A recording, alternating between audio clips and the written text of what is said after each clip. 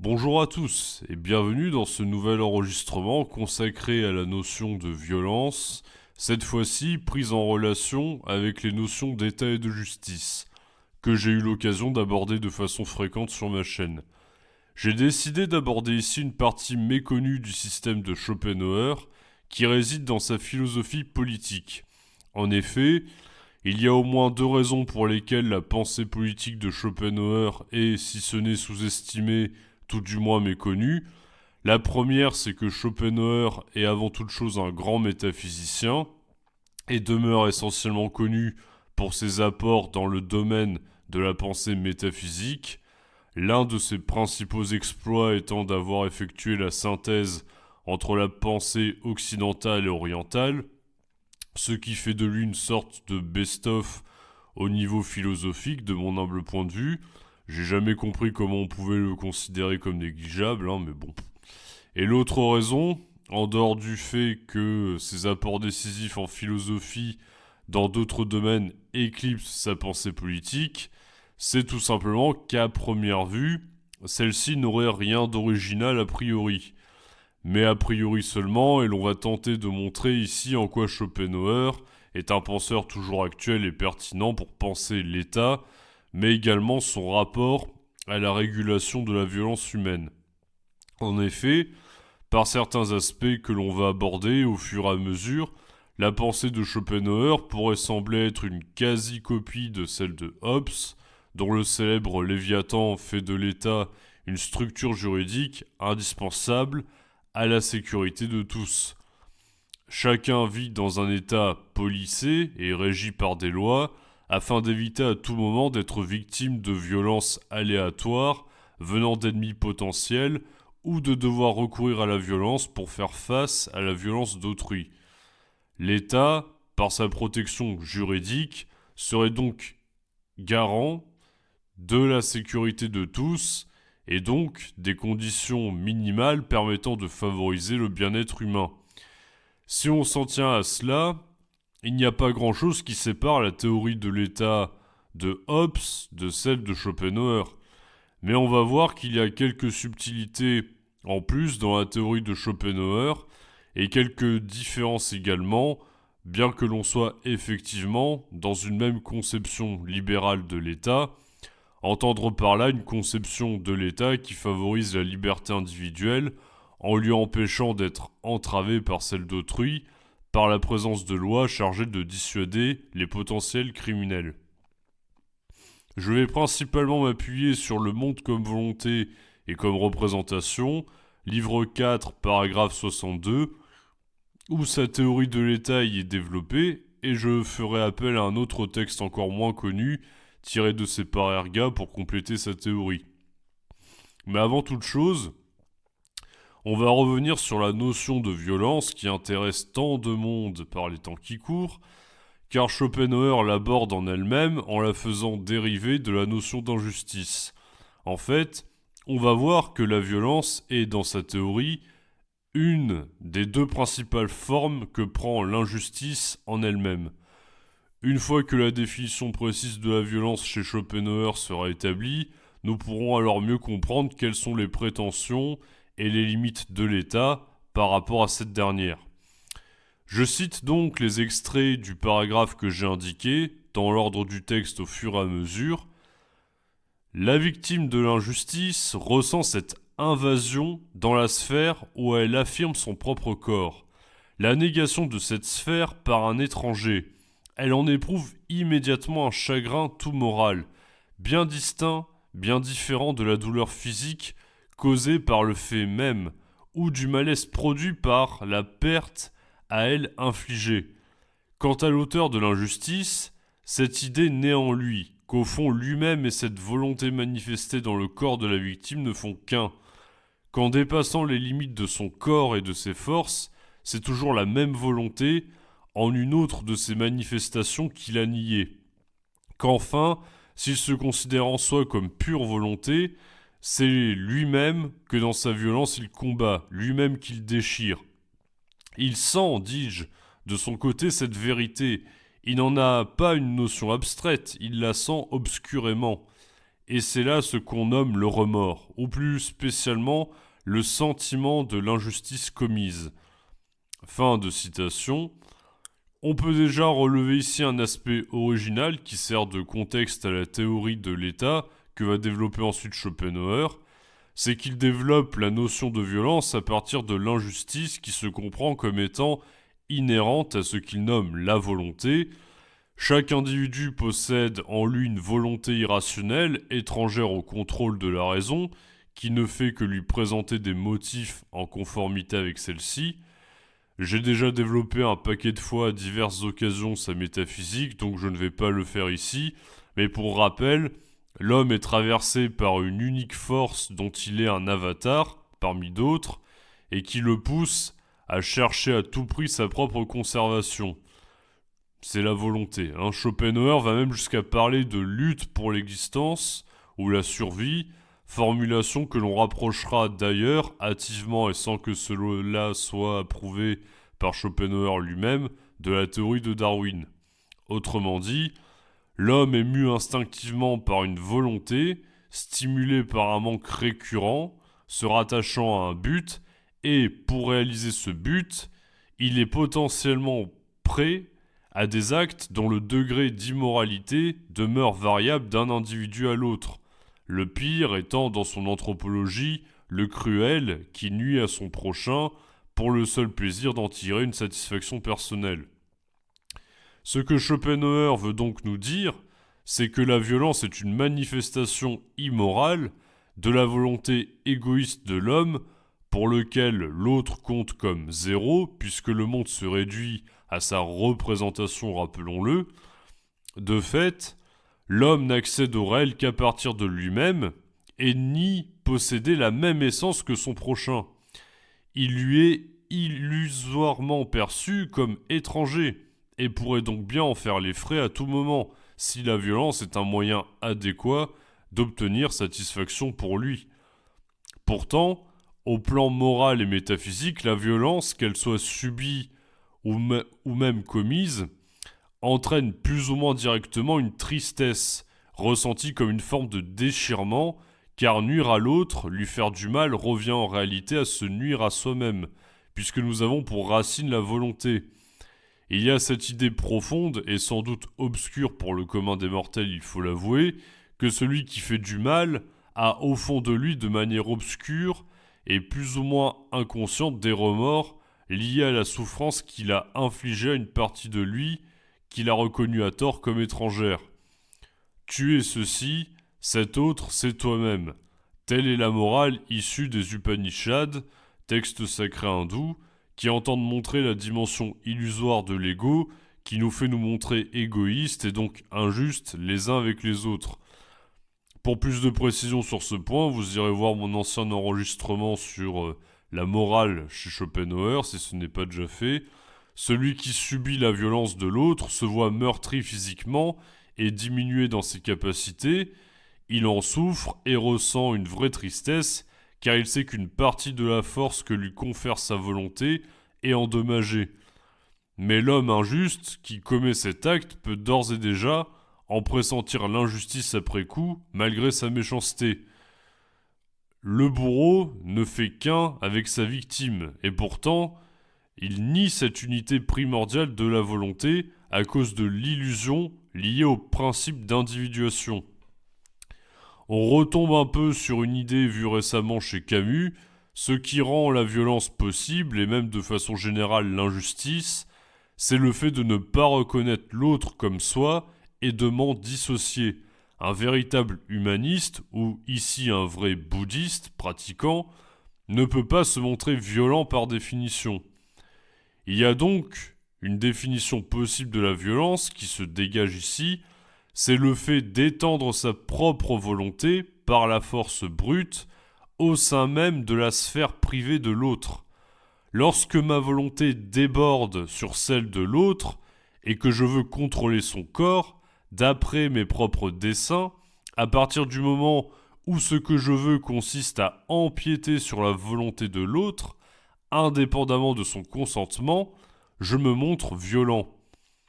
Il y a donc dans l'injustice liée à la violence l'idée de violation de la sphère d'action individuelle de l'autre. Que je veuille tuer quelqu'un, abuser de lui sexuellement, le réduire en esclavage, ou plus sobrement lui mettre mon poing dans la figure, dans tous les cas, je veux faire par la force de mon corps, mon corps que je vais utiliser pour arriver à un certain but, autre chose, je vais faire autre chose de son corps que ce à quoi il aspire, vous voyez ? C'est j'utilise mon corps contre le sien pour lui faire prendre la forme et le but que j'ai moi-même décidé. La violence est donc une force exercée aux dépens de la volonté de l'autre et en conformité avec ma seule volonté. Maintenant, il faut évidemment préciser les choses et bien prendre garde à ne pas assimiler de manière stricte injustice et violence, puisque, comme je l'ai dit, la violence est une manière dont l'injustice elle-même se développe. Je peux très bien arnaquer quelqu'un et lui mentir, il n'y a pas eu violence physique pour autant, et ça n'en demeure pas moins une injustice. Sur ce point, Schopenhauer se montre très précis dans l'extrait suivant, je cite « Considérons le motif général sous lequel se manifeste l'injustice. Elle a deux formes, la violence et la ruse. Au sens moral, et pour l'essentiel, c'est tout un. D'abord, si je commets un meurtre, il m'importe que je me serve du poignard ou du poison, et de même pour toute lésion corporelle.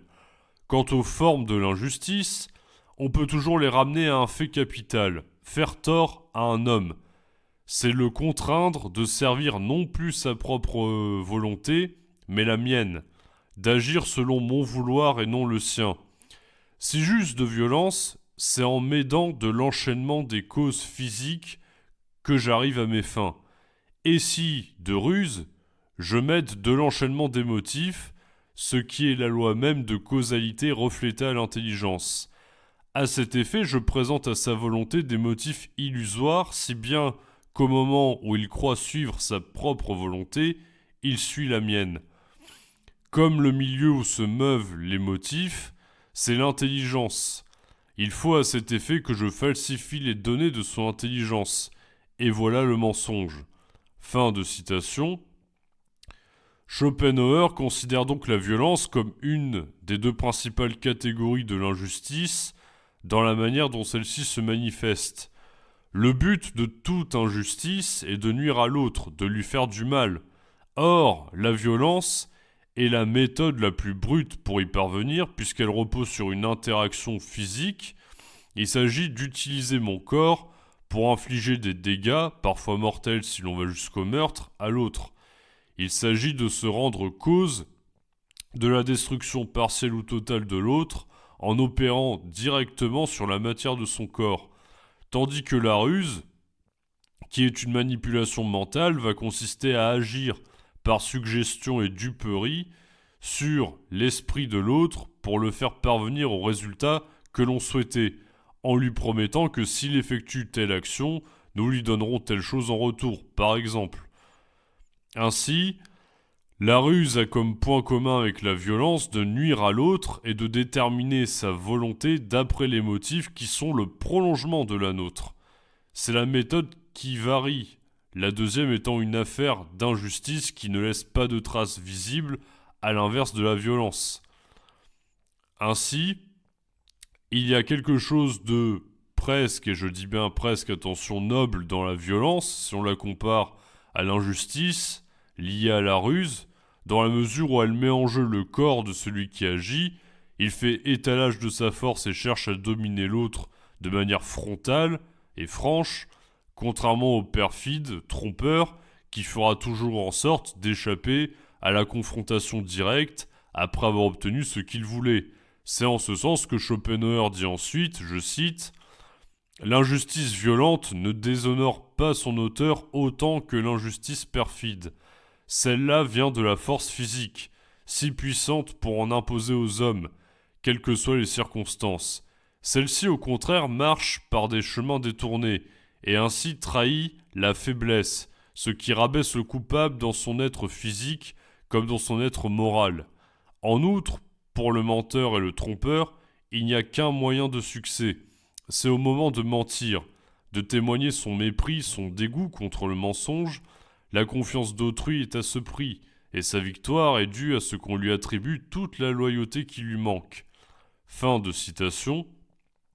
Autrement dit, on pourrait presque dire que la tromperie est d'une certaine façon la violence des faibles, même si ce n'est pas une violence à proprement parler au sens où on l'entend habituellement, dans le sens où elle est la seule issue pour le malhonnête qui n'a pas le courage de s'exposer physiquement, quitte à tout faire pour gagner la confiance de l'autre en se faisant passer pour une personne de confiance. Mais à l'inverse, on pourrait aussi dire que la violence est la seule ruse, entre gros guillemets, du débile, entendu au sens de la faiblesse d'esprit, puisque n'ayant nulle intelligence très développée ou stratégie viable pour obtenir son but, il a recours à la seule force brute. L'injustice consiste en la négation de la volonté d'autrui par l'exercice de la sienne dans l'usage que nous faisons de notre propre corps. Il y a toujours, en tout cas, cette manière de considérer la violence chez Schopenhauer comme une invasion de l'autre, une prise de possession de sa volonté allant jusqu'à sa négation, envahir le domaine où s'affirme la volonté d'autrui en vue de la nier, nous dit précisément Schopenhauer. Par opposition, la violence légitime est celle qui consiste à empêcher la volonté de l'autre d'empiéter sur ma propre sphère intime, qui constitue le champ de ma liberté.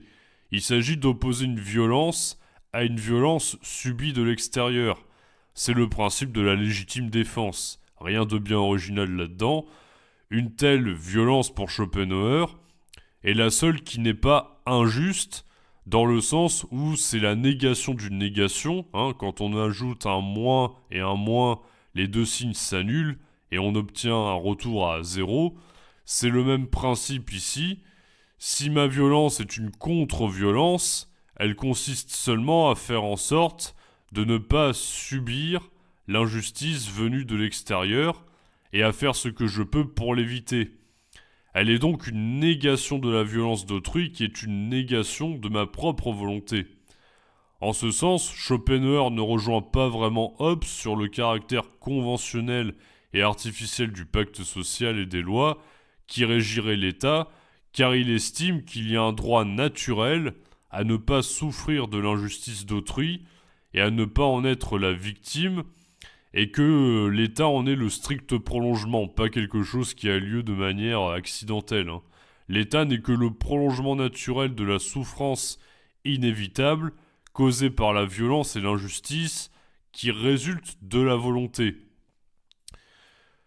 C'est comme si l'État venait interférer au milieu d'un espèce de chaos pour créer une sorte d'ordre qui découle naturellement de justement de ce chaos, vous voyez, pour éviter justement que les individus ne soient perpétuellement injustes les uns envers les autres sans qu'il y ait aucune limite.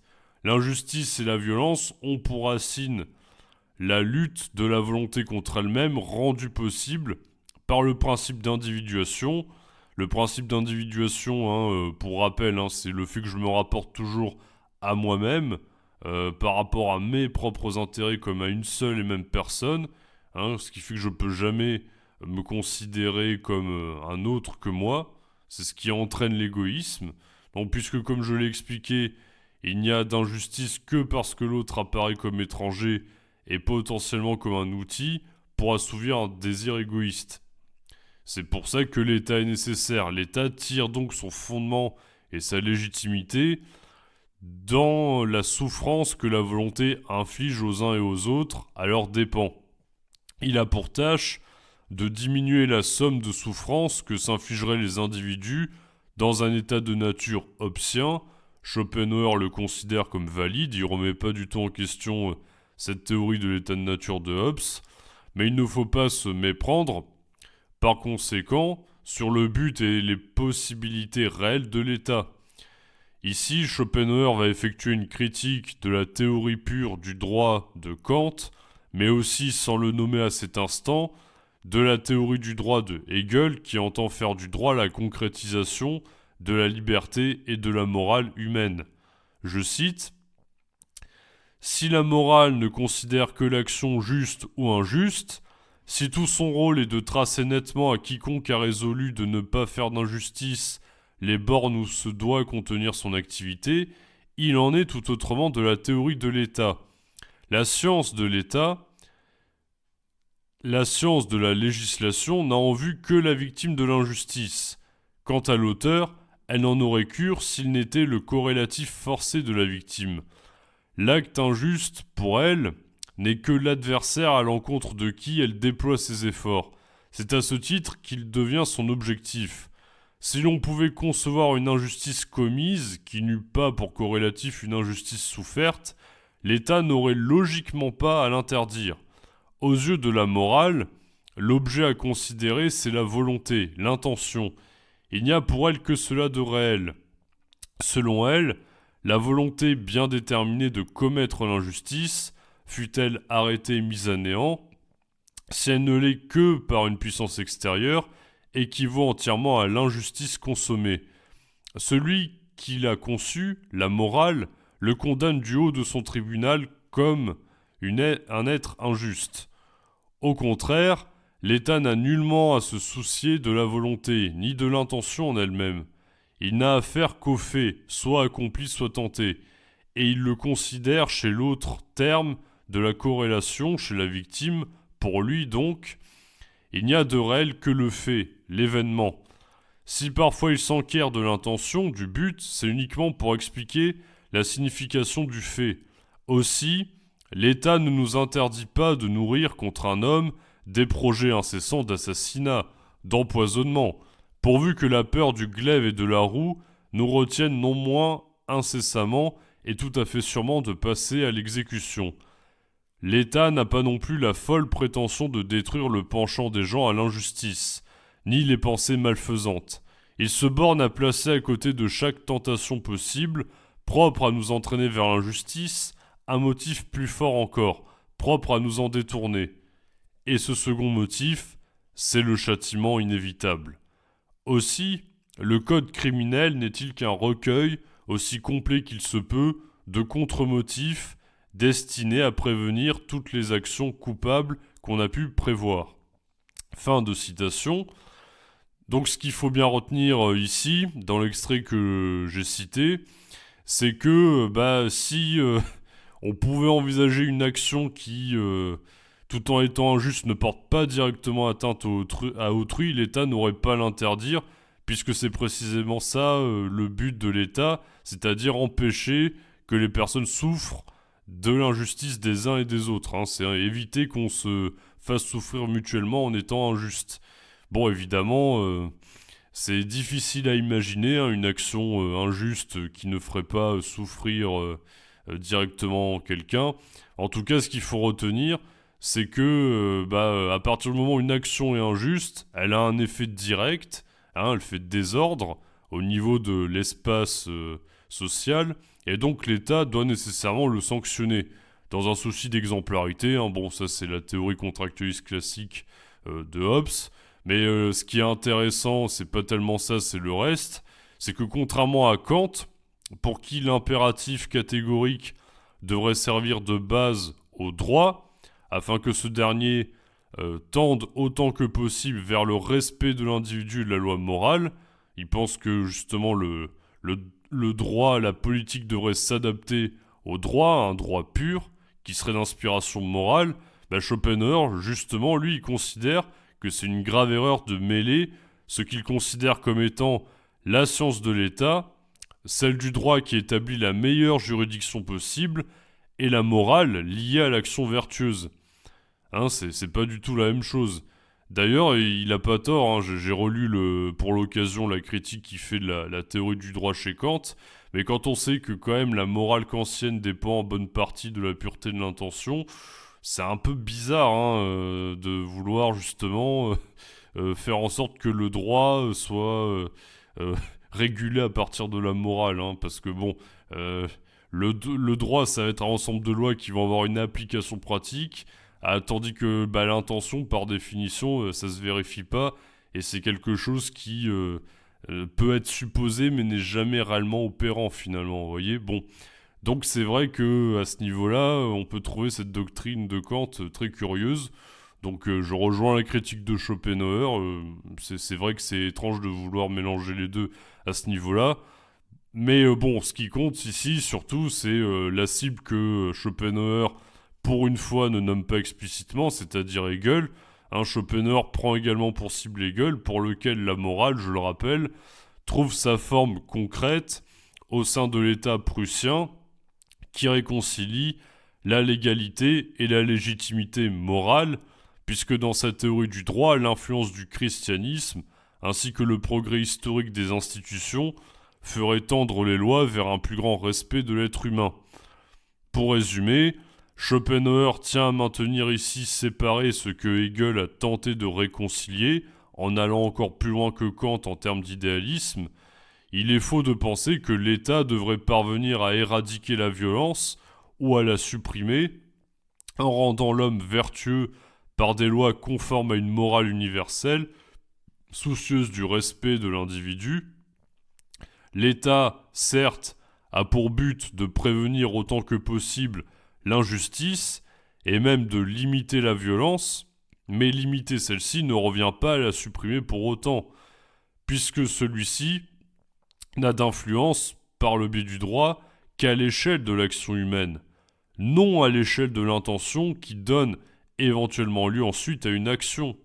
Ainsi, l'État impose un cadre légal au sein duquel aucune action pouvant entraîner des dommages à autrui et par extension nuire au bien commun n'est autorisée. Puisque les individus sont mus par cette volonté égoïste qui laisse parfois place à l'injustice et que celle-ci est contraire à toute vie commune, puisqu'elle donne lieu à des affrontements en retour ou utilise la violence comme manifestation, il faut en contrecarrer les effets.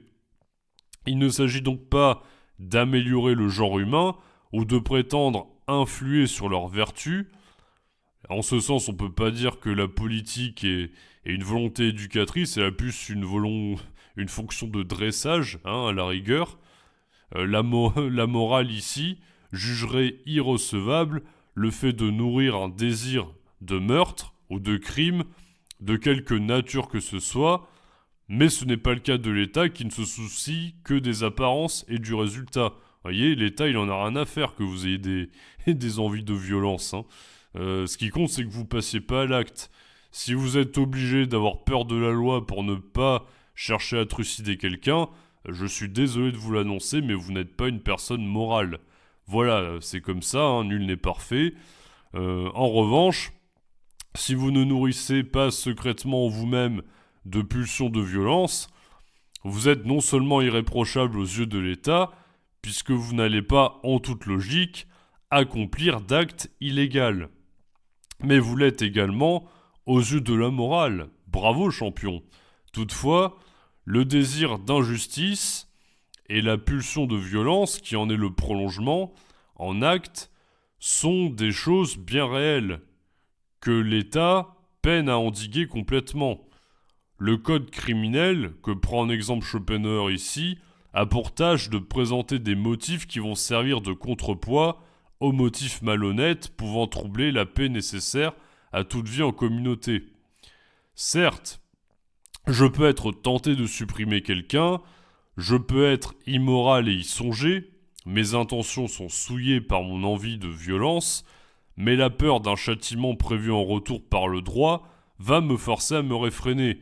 Je vais maintenir mon funeste projet à l'état de simple projet virtuel précisément, au lieu d'en faire une actualisation regrettable pour la personne concernée, afin d'éviter la prison, la peine de mort ou tout châtiment qui s'apparenterait à une torture pour moi. C'est cette représentation-là abstraite qui va conjurer la représentation du crime accompli. Voyez, le motif dissuasif va annuler le motif qui stimule le crime. Si l'État se soucie parfois de l'intention du criminel, c'est uniquement dans un but explicatif, pour mieux comprendre l'action qui a eu lieu d'un point de vue mécanique et la juger en conséquent, non dans un but qui viserait à le pardonner ou à se prononcer sur son immoralité. il est évident que le magistrat n'est pas un curé. Le légal est là pour assurer la sécurité, non pour garantir la parfaite moralité des individus.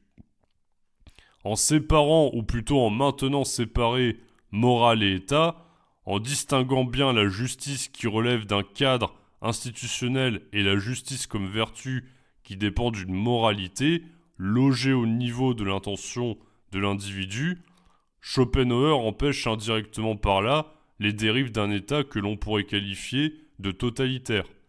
Évidemment, Schopenhauer ne parle pas ici de totalitarisme, mais il insiste sur la nécessité de penser correctement la nature de l'État pour mieux en comprendre la réelle fonction, car si nous faisons erreur à ce niveau-là, on peut supposer que la désillusion serait présente au plan politique, car la seule chose que l'on peut attendre au mieux de l'État, ce n'est pas la paix et le bonheur absolu, mais une diminution de la souffrance causée par l'injustice humaine, autant que faire se peut.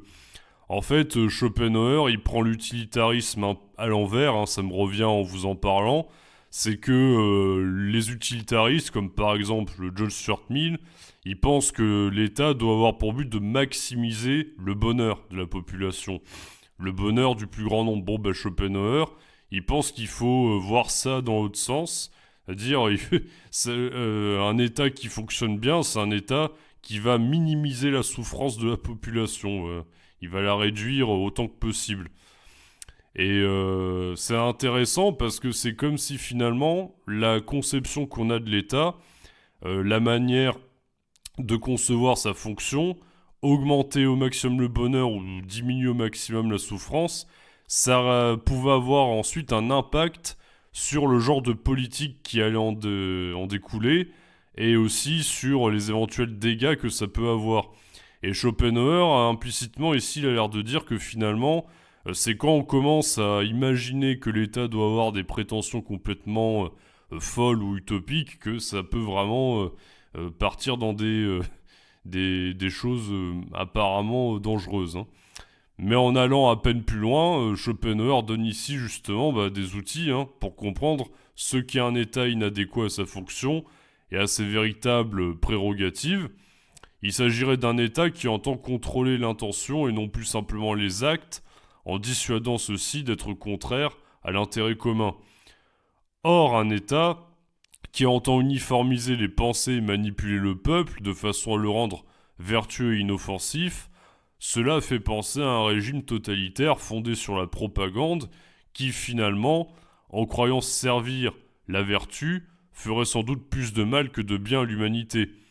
Voyez, si l'État commence à se réclamer de la vertu, on pourrait... c'est peut-être le début d'une catastrophe.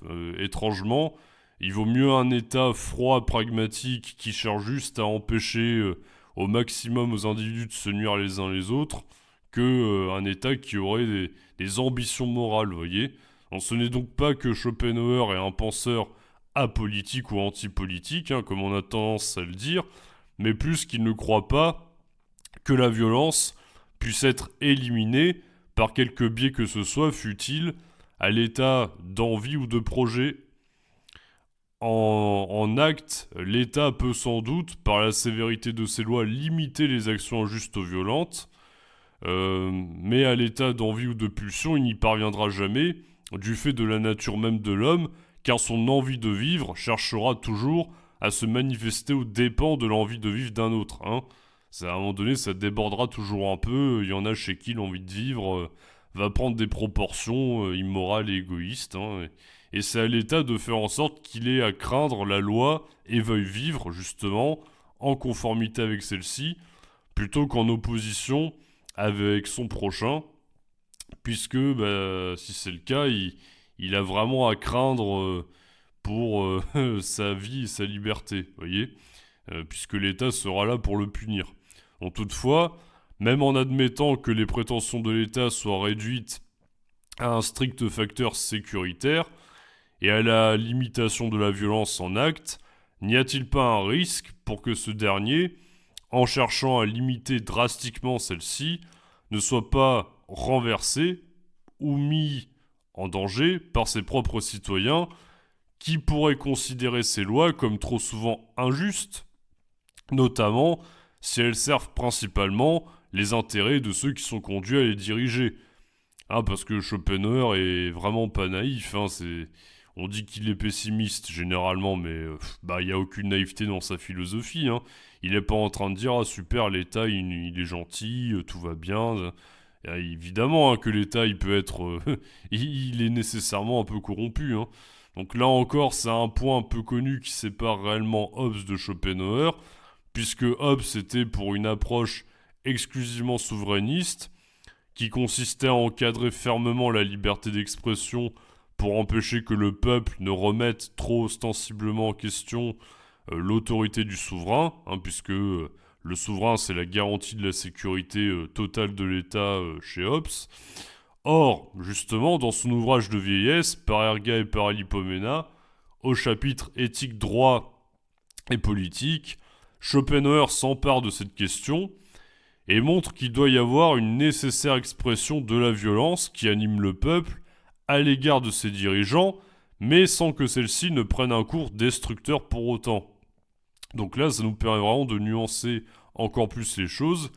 Il s'agirait d'une violence modérée en parole, qui prend plus la forme de la polémique, par le biais de la liberté de ton, au sein même de la presse. Ça vise la critique du pouvoir en place, mais pas sa destruction, qui aurait lieu par des actes physiques. Donc je cite, « Ce serait déjà beaucoup si l'art politique pousse si loin sa tâche qu'il supprime la plus grande somme d'injustice dans la communauté.